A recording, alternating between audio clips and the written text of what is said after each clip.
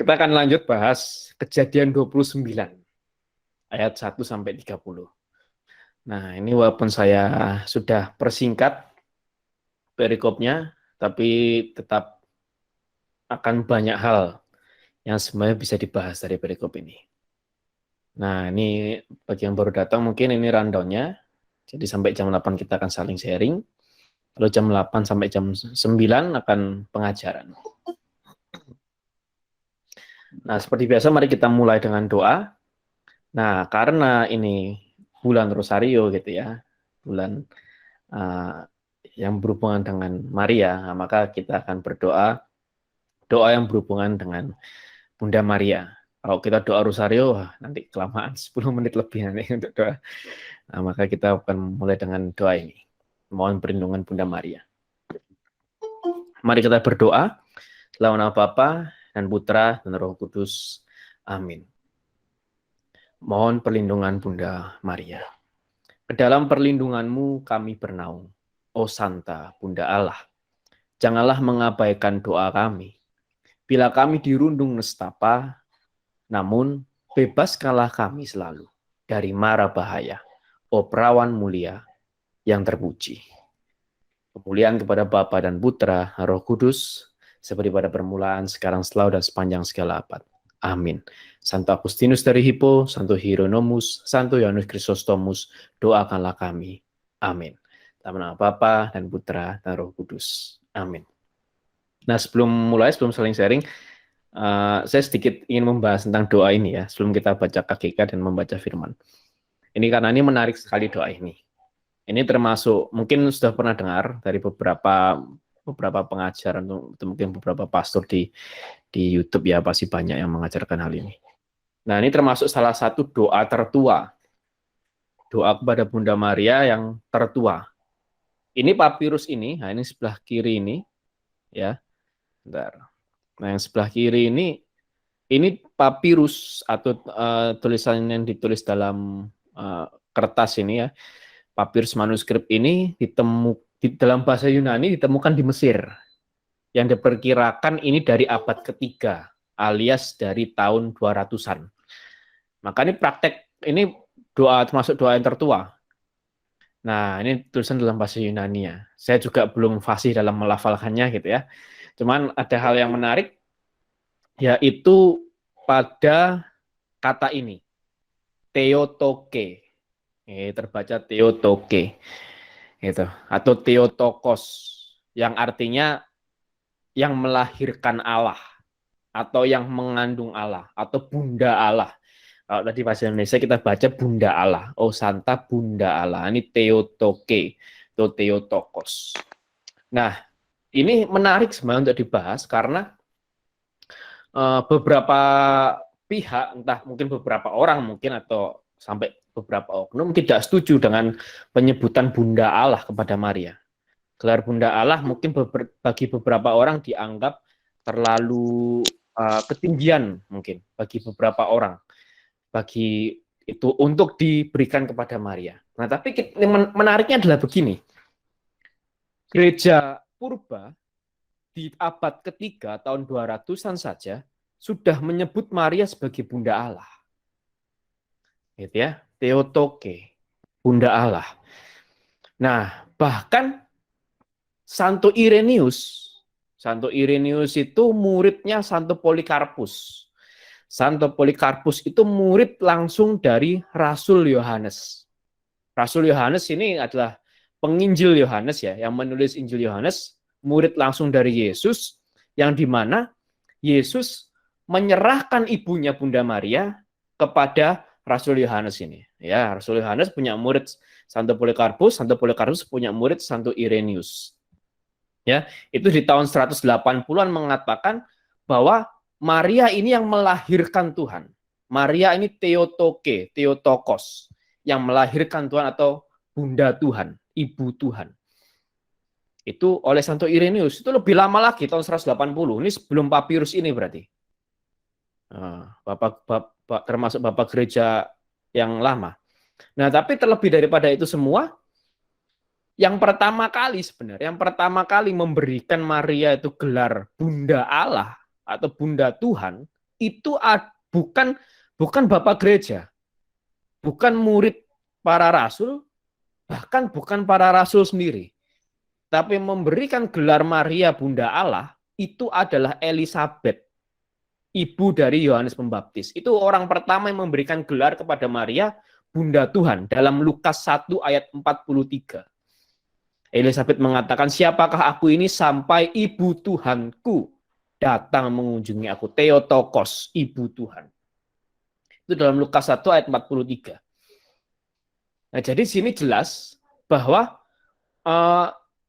dasar kitab suci, mulai dari dasar kitab suci, dasar tradisi suci, dan pastinya dasar magisterium yang tidak saya tampilkan, itu sepakat semua bahwa gelar Maria adalah Bunda Allah. Nah, tapi beberapa orang memang begitu, tidak sepakat dengan hal ini. Termasuk salah satunya Nestorius, itu seorang bid'ah, heresi. Ya kan? Dia mengatakan bahwa Maria itu bukan Theotokos. Maria hanya Kristotokos, Bunda Kristus. Itu Nestorius, itu bid'ah. Ya, bid'ah sesat itu. Nah, sebenarnya, dan kalau alasan teologisnya begini, sebenarnya gelar Bunda Allah itu fokusnya, kalau kita tahu, fokusnya bukan ke Maria, gelar Bunda Allah, tapi fokusnya itu kepada Yesus. Pertanyaannya, siapakah Yesus itu? Yesus itu bukan hanya sekedar Kristus. Yesus bukan hanya sekedar Mesias, bukan hanya sekedar yang diurapi, tapi Yesus sendiri adalah Allah. Dan Maria adalah bundanya Yesus yang adalah Allah. Maka kalau kita percaya Yesus adalah Allah, Yesus adalah Tuhan, maka sudah sepantasnya kita percaya. Kita juga memberikan gelar kepada Maria sebagai Bunda Allah. Nah, itu sedikit mengenai doa ini. Ini sangat menarik menurut saya. Nah, kita lanjut lagi. Ya, kita baca dulu KGK nomor 32. Dunia, dari gerak dan perkembangan, dari kontingensi, dari peraturan dan keindahan dunia, manusia dapat mengenal Allah sebagai sumber dan tujuan alam semesta. Santo Paulus menegaskan mengenai orang kafir. Karena siapa yang dapat mereka ketahui tentang Allah nyata bagi mereka. Sebab Allah telah menyatakannya kepada mereka, sebab apa yang tidak tampak daripadanya, yaitu kekuatannya yang kekal dan keilahiannya, dapat tampak kepada pikiran dari karyanya sejak dunia diciptakan, sehingga mereka tidak dapat berdalih. Dan Santo Agustinus berkata, tanyakanlah keindahan bumi, tanyakanlah keindahan samudra, tanyakanlah keindahan udara yang menyebar luas, tanyakanlah keindahan langit, tanyakanlah semua benda. Semuanya akan menjawab kepadamu, lihatlah betapa indahnya kami. Keindahan mereka adalah satu pengakuan atau confessio. Siapakah yang menciptakan benda-benda yang berubah kalau bukan yang indah, yang tidak dapat berubah. Nah, ini jadi Allah pun juga dapat dikenali melalui ciptaan. Dan ini terlihat dalam sejarah bahwa manusia mencari Allah dengan melihat ciptaan. Gitu kan, mengira bahwa Allah itu adalah dewa petir gitu. Melihat petir, wah, kayak dewa petir nih gitu. Jadi tapi itu bentuk pencarian manusia kepada Allah. Sampai memang Allah menyatakan diri yang sejati kepada para hamba-hambanya. Nah, itu. Nah, mari kita baca dulu perikop malam hari ini dari Kejadian 29 ayat 1 sampai 30. Saya boleh minta tolong Pak Anton untuk membacakan ini, Pak Anton? Monggo.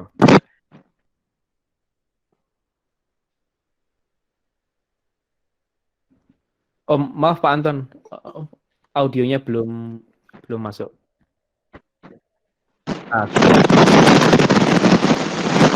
Tapi maaf Anton, maaf lagi. Kok nampaknya ribut sekali suaranya. Oke, suaranya sudah terdengar? Monggo Pak, sudah. Kejadian 29, 1 sampai dengan 30, Yakub di rumah Laban. Kemudian berangkatlah Yakub dari situ dan pergi ke negeri Bani Timur. Ketika ia memandang sekelilingnya, dilihatnya ada sebuah sumur di padang dan ada 3 kumpulan kambing domba berbaring di dekatnya. Sebab dari sumur itulah orang memberi minum kumpulan-kumpulan kambing domba itu. Adapun batu penutup sumur itu besar. Dan apabila segala kumpulan kambing domba itu digiring berkumpul ke sana, maka gembala-gembala menggulingkan batu itu dari mulut sumur. Lalu kambing domba itu diberi minum. Kemudian dikembalikanlah batu itu lagi ke mulut sumur itu. Bertanyalah Yakub kepada mereka, "Saudara-saudara, dari manakah kamu ini?" Jawab mereka, "Kami ini dari Haran." Lagi katanya kepada mereka, "Kenalkah kamu Laban, cucu Nahor?" Jawab mereka, "Kami kenal." Selanjutnya katanya kepada mereka, "Selamatkah ia?" Jawab mereka, "Selamat." Tetapi lihat, itu datang anaknya perempuan Rahel dengan kambing dombanya. Lalu kata Yakub, "Hari masih siang, belum waktunya untuk mengumpulkan ternak. Berilah minum kambing dombamu itu, kemudian pergilah menggembalakannya lagi." Tetapi jawab mereka, "Kami tidak dapat melakukan itu selama segala kumpulan binatang itu belum berkumpul. Barulah batu itu digulingkan dari mulut sumur, dan kami memberi minum kambing domba kami." Selagi ia berkata-kata dengan mereka, datanglah Rahel dengan kambing domba ayahnya, sebab dialah yang menggembalakannya. Ketika Yakub melihat Rahel, anak Laban saudara ibunya, serta kambing domba Laban, ia datang mendekat, lalu menggulingkan batu itu dari mulut sumur, dan memberi minum kambing domba itu. Kemudian Yakub mencium Rahel, serta menangis dengan suara keras.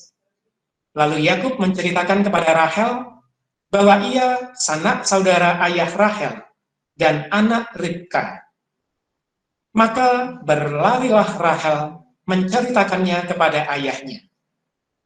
Segera sesudah Laban mendengar kabar tentang Yakub, anak saudaranya itu, berlarilah ia menyongsong dia, lalu mendekap dan mencium dia, kemudian membawanya ke rumahnya. Maka Yakub menceritakan segala hal ihwalnya kepada Laban.